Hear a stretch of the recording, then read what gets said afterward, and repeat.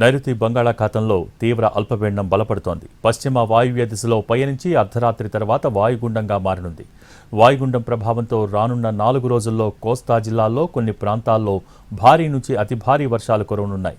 దక్షిణ కోస్తా, రాయలసీమ జిల్లాలకు flash flood హెచ్చరికలు జారీ చేశారు. నెల్లూరు, తిరుపతి, అన్నమయ్య, ప్రకాశం, కడప జిల్లాల్లో రెడ్ అలర్ట్ జారీ చేశారు.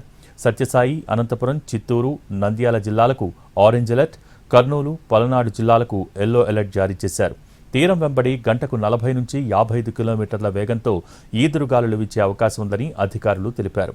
రేపు, ఎల్లుండి 50 నుంచి 60 కిలోమీటర్ల వేగంతో ఈదురుగాలులు వీస్తాయని వాతావరణ శాఖ అధికారులు తెలిపారు. మత్స్యకారులు వేటకు వెళ్లవద్దని ఆదేశాలు జారీ చేశారు. దక్షిణ కోస్తా తీరం వెంబడి ఉన్న ఓడరేవుల్లో 3వ నెంబర్ ప్రమాద హెచ్చరికను జారీ చేశారు.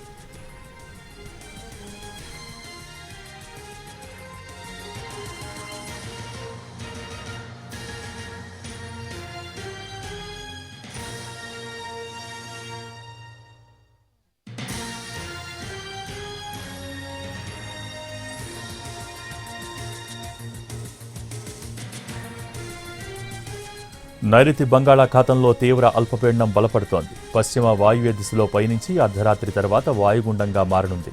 వాయుగుండం ప్రభావంతో రానున్న 4 రోజుల్లో కోస్తా జిల్లాల్లో కొన్ని ప్రాంతాల్లో భారీ నుంచి అతి భారీ వర్షాలు కురవనున్నాయి. దక్షిణ కోస్తా, రాయలసీమ జిల్లాలకు ఫ్లాష్ ఫ్లడ్స్ హెచ్చరికలు జారీ చేశారు. నెల్లూరు, తిరుపతి, అన్నమయ్య, ప్రకాశం, కడప జిల్లాల్లో రెడ్ అలర్ట్ జారీ చేశారు. సత్యసాయి, అనంతపురం, చిత్తూరు, నంద్యాల జిల్లాలకు ఆరెంజ్ అలర్ట్, కర్నూలు, పల్నాడు జిల్లాలకు ఎల్లో అలర్ట్ జారీ చేశారు.